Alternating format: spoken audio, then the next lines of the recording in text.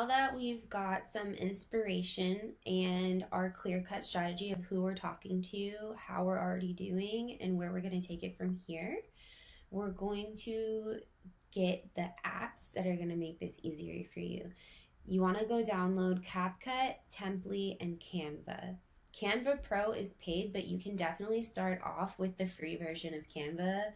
Temply, for about 4 or 5 years.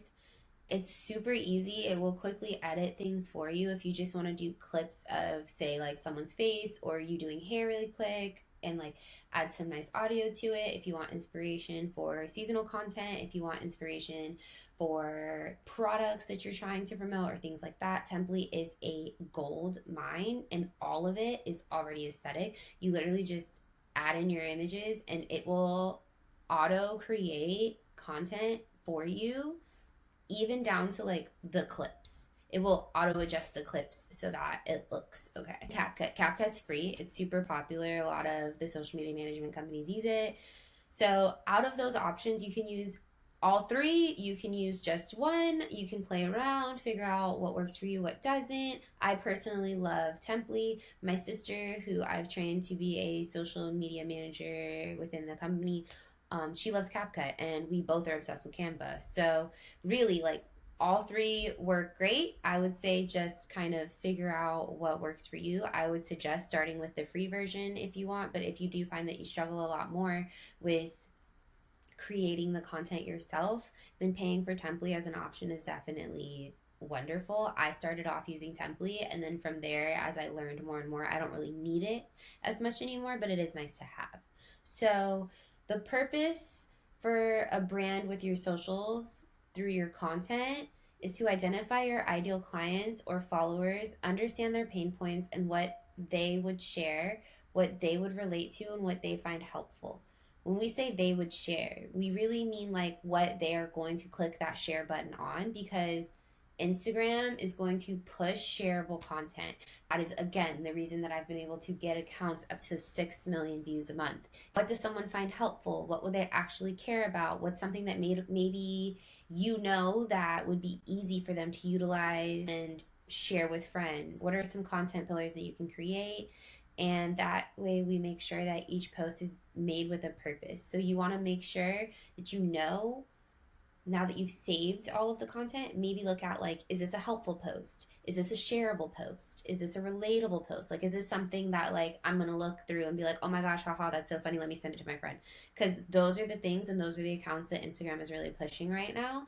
If the post is to be educational, those are great. Our ideal client knows that we actually understand what we're talking about and that we are an authority figure in this space and they trust us before they come to us.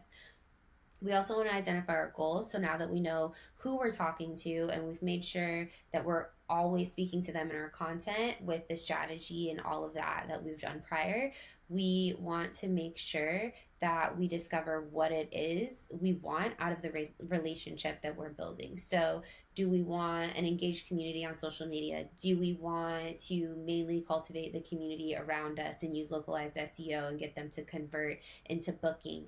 Do we want to sell products to our clients that are already coming in specifically? What is the goal behind each post? All of that goes into what you create before you start to create it. So before you even open the apps, when you have that inspiration, you want to understand the purpose and the goals before you go into CapCut, Template, or Canva. Then we also want to understand the platform. The platform that you're creating content for really matters. So you want to produce high quality and relevant content that showcases your expertise, engages your target audience, and drives them to take action on a platform that makes sense for them to engage with you.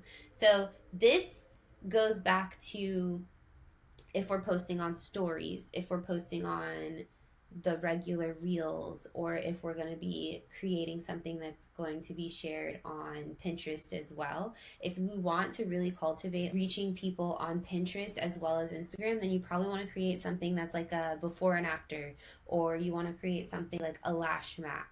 A lot of those posts where they show how-tos for things, those are great. Tutorials are great for the multiple platforms. So think about the piece of content you're creating, and if you want to be able to share it across different platforms like Pinterest, or if you're going to be posting it on like YouTube Shorts, anything like that.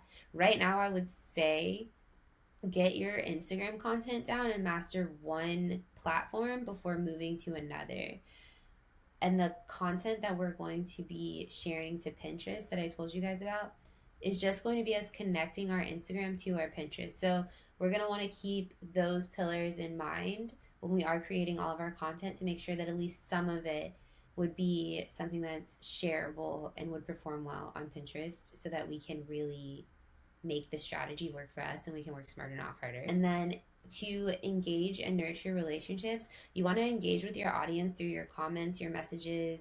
You can even drive them to interacting with you through newsletters to establish trust and cultivate lasting relationships. So when I first started, I had a newsletter, and clients actually signed up for this a lot, and I would send out lash tips, I would send out aftercare tips, I would send out things like, oh, it's getting cold, so like this is what's going to happen, or if it's getting hot and you're going to be out in the sun more, you're going to be using sunscreen, then you need to do this and this. Or say if you're an esthetician and maybe the heat index is super high, be like, hey, the heat index for this week is really high, make sure you're using your SPF. It's just a point of caring that engages and nurtures that relationship a little bit further outside of the platform, but you're still utilizing that platform to immediately get into a relationship with them. You can also use comments and messages, you can DM them. Your clients are obviously going to be interacting with you and your page, but you want to start to build that relationship. If you see someone's consistently interacting with you through your stories or your comments or anything like that, then you want to go and check that as well and make sure that you're reiterating that and cultivating that relationship. So provide valuable resources, services, packages, or helpful content that addresses your followers' needs and demonstrates your expertise and value. Why should they trust you? Why should they be following along on this journey with you? Why should they follow you at all? You know, you want to offer something for them